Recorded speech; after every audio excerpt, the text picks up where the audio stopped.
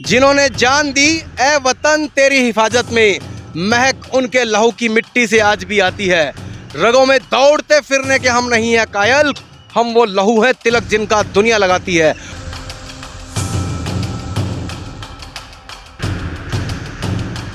के समय समय पर हिंदू जाति कर तू गलती करती ना, गैर न तेरे राजा होते इतना कष्ट उठाती ना। पकड़ पकड़ कर छोड़ दिया वह क्या गलती थोगी थी, मौका पाते ही गौरी ने आंख पृथ्वी की फोगी थी।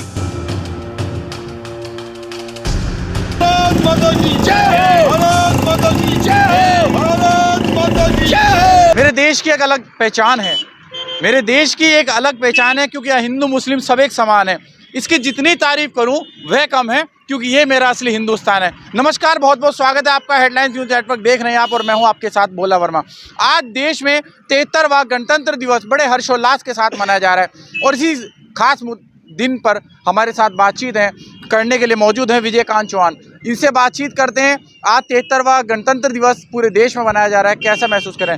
विजयकांत जी, बहुत बहुत स्वागत है आपका हेडलाइंस न्यूज नेटवर्क पर। आज देश में 73वां गणतंत्र दिवस मनाया जा रहा है, कैसा देख रहे हैं आप? जिन्होंने जान दी ए वतन तेरी हिफाजत में, जिन्होंने जान दी ए वतन तेरी हिफाजत में, महक उनके लहू की मिट्टी से आज भी आती है। रगों में दौड़ते फिरने के हम नहीं है कायल, हम वो लहू है तिलक जिनका दुनिया लगाती है। हम वो लहू है तिलक जिनका दुनिया लगाती है। भारत आज 73वां गणतंत्र दिवस मना रहा है। हम आज उन तमाम देश के उन बलिदानी क्रांति वीरों को शत शत नमन करते हैं, श्रद्धांजलि अर्पित करते हैं, जिन्होंने अपने सीने पर गोलियां खाकर हंसते हंसते फांसी का फंदा चूमकर अपने प्राणों का बलिदान केवल हमारी आज़ादी के लिए दिया। मैं उन देश के तमाम बहादुर उन माँ के वीर पुत्रों को नमन करता हूँ, शत शत वंदन करता हूँ, जिन्होंने हमारे देश की आज़ादी के लिए अपने प्राणों का बलिदान दे दिया। ऐसा समय कभी इतिहास में नहीं मिलता कि हमें अपने उन महान पुरुषों को, हमारे महान पुरुषों को, उन पूर्वजों को नमन वंदन करने का हमें सौभाग्य प्राप्त हो।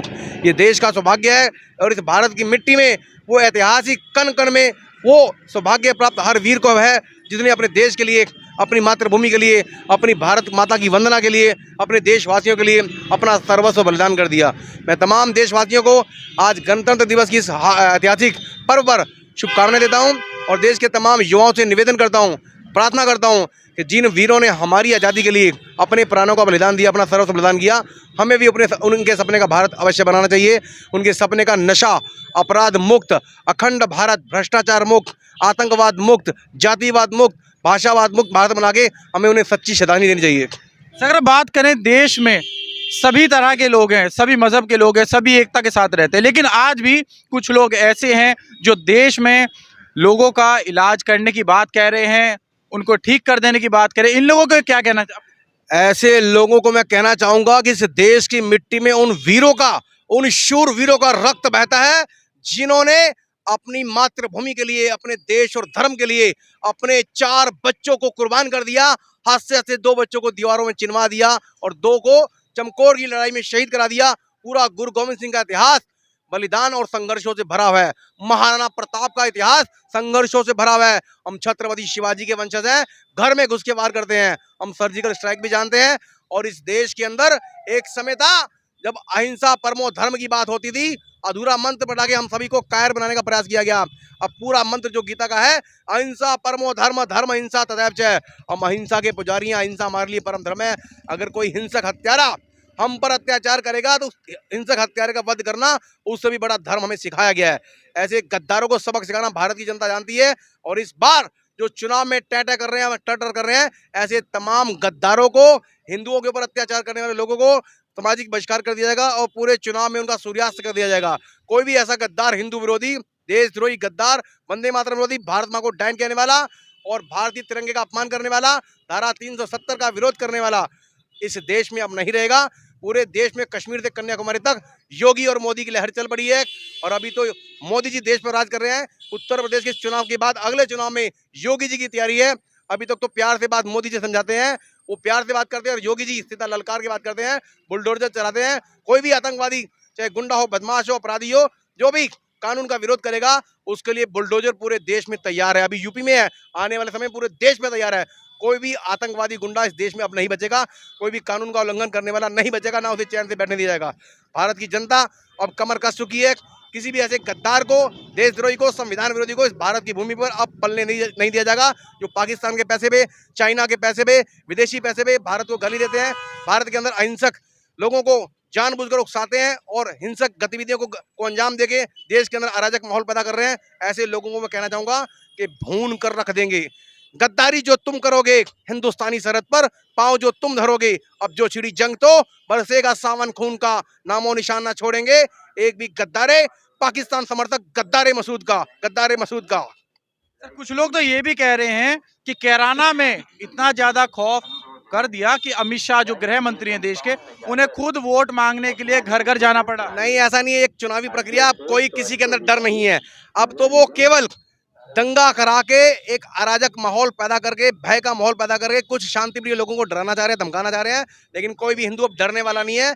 इन तमाम हिंदू विरोधियों को, भारत विरोधियों को, भारत माँ के दुश्मनों को, संविधान विरोधियों को और चुनाव में जो टांग अड़ाने वाले गुंडे बदमाश हैं, इन सबको इस बार ठीक कर दिया जाएगा। कोई भी सुरक्षित नहीं रहेगा। बदमाश भारत की भूमि पर तमाम गुंडे अब या तो जेलों में जा चुके हैं, या ऊपर जा चुके हैं, या अपने गले में तख्तियां डाल के अपने आप को ये बताते भी रहे हैं कि हम इस देश के नागरिक हैं, हमें माफ कर दिया जाए, हम सुरक्षित हैं, हम जेल में रहना चाहते हैं, हम बाहर मरना चाहते हैं कि कभी कोई योगी हमारी गाड़ी पलटा दे। अपनी गाड़ी को पलटाने से बचाने के लिए खुद गले में तख्तियां डाल के गुंडे बदमाश चौकी थानों के चक्कर काट रहे हैं।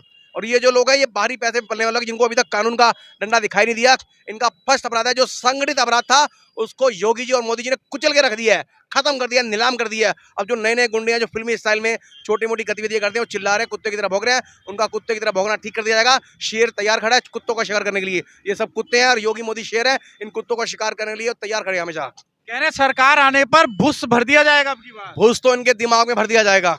जो ये कुत्ते की तरह भौंक रहे हैं, भूस भरने की बात कर रहे हैं, उनको कैराना में घुस गई, उनके दिमाग में भूस भर दिया जाएगा। इस बार सारा भूस उनका निकाल देंगे। चुनाव आने दो जरा, योगी जी के दोबारा शपथ लेने दो, 24 घंटे में वो साले पानी भरते हुए जाएंगे या देश छोड़ के भागते नजर आएंगे। सर, युवाओं को क्या संदेश देना चाहेंगे और ऐसे गद्दारों को जो युवाओं के साथ मिल रहे हैं? इतना कहना चाहूंगा कि समय समय पर हिंदू जाति गर तू गलती करती ना, गैर न तेरे राजा होते इतना कष्ट उठाती ना, पकड़ पकड़ कर छोड़ दिया वह क्या गलती होगी थी, मौका पाते ही गौरी ने आंख पृथ्वी की फोगी थी। अगर समय पर दंड मिल जाता उस कुलघाती को, तो बढ़ता वह कुलघाती ना, समय समय पर हिंदू जाति गर तू गलती करती ना, गैर न तेरे राजा होते इतना कष्ट उठाती ना। हिंदुओं के पास ये आखिरी मौका है। इस आखिरी मौके पर अगर हमने योगी और मोदी को अवॉइड कर दिया, नजरअंदाज कर दिया, तो ये सारे कुत्ते बिल्ले जो भूस भरने की बात कर रहे हैं, ये केवल भूस नहीं बनेंगे, हमारी गौ माता की हत्या करेंगे, तुम्हारे घर की संपत्तियों पे कब्जा करेंगे। तो मैं हिंदुओं से कहना चाह रहा हूँ, भूल जाओ सारे मतभेद, भूल जाओ जातिवाद, भाषावाद, एकजुट होकर अखंड भारत के निर्माण के लिए, हिंदू राष्ट्र के निर्माण के लिए, गौ हत्या मुक्त भारत के लिए, भ्रष्टाचार मुक्त भारत के लिए, आतंकवाद गुंडाराज मुक्त भारत के लिए कमर कस लो। अपने बच्चे, बूढ़े, जवान, माता बहन कोई भी कह रहा हो, फुल कर उन्हें आह्वान करो, सहयोग करो, प्रेरित करो, जागरूक करो कि किसी भी कीमत पर इस बार योगी और मोदी जी को चुनाव में हमें प्रचंड बहुमत से जिताना है। एक भी वोट हमारा किसी भी हिंदू विरोधी गद्दार को, देशद्रोही को जाना नहीं चाहिए। अंत में सिर्फ इतना कहना चाहूंगा, कल फुर्सत ना मिली तो क्या करोगे, कल फुर्सत ना मिली तो क्या करोगे, इतनी मोहलत ना मिली तो क्या करोगे। अरे रोज कहते हो कल इन गद्दारों से, आतंकवादियों से, भ्रष्टाचारियों से, देशद्रोहियों से, इन गौ हत्यारों से लड़ेंगे। अरे कल तुम्हारी आंखें ना खुली तो क्या करोगे, कल तुम्हारी आंखें ना खुली तो क्या करोगे। एक हमारे बुजुर्गों ने कि लम्हों ने खता की तो सदियों ने सजा पाई, ऐसी गलती अब दोबारा नहीं दोहरानी है। जो गलती बंगाल में हुई है, बंगाल में हिंदुओं का देखो क्या हाल हो रहा है, घर से निकाल निकाल के हिंदुओं को मारा जा रहा है, पूरा केरल हिंदुओं से खाली कर दिया है। दुनिया के 56 देशों में हमारा राज था। आपसी मतभेद का फायदा उठाकर ये लोग हमेशा हमें आपस में लड़ाकर, जब कांग्रेस सत्ता में होती है तो लूट करती है, जब विपक्ष में होती है तो हिंदुओं में फूट डालती है, फूट डालकर भारत देश में कब्जा करना चाहती है। तो कांग्रेस को इस बार पूरी तरह सर्वनाश कर देना है। जितने देशद्रोही गद्दार विपक्षी गैंग है, इन विपक्षी गैंग को भी इस बार मटिया मेट कर देना है। और प्रचंड रूप से जो राम को लाए हैं, हम उनको लाएंगे। जो भ्रष्टाचार मुक्त भारत बनाते हैं, जो अखंड भारत के निर्माण की बात करते हैं, गौ माता की रक्षा की बात करते हैं, गौ माता को राष्ट्रमाता बनाने की बात करते हैं, हम ऐसे राष्ट्र भक्तों को इस बार चुनाव में जिताकर प्रचंड बहुमत से पूरे विश्व के अंदर हिंदू एकता का परिचय देंगे। जय हिंद, जय भारत, वंदे मातरम। तो ये थे हमारे साथ विवेकांत चौहान, जिन्होंने बड़ी ही बेबाकी और बेखौफ के साथ अपनी बात रखी। और आप भी अपनी बात जरूर रखिएगा और साथ ही जुड़ रहिए हेडलाइंस न्यूज नेटवर्क के साथ। और आप सभी को 73वें इस गणतंत्र दिवस के ऐतिहासिक पर्व की हार्दिक शुभकामनाएं। नमस्कार।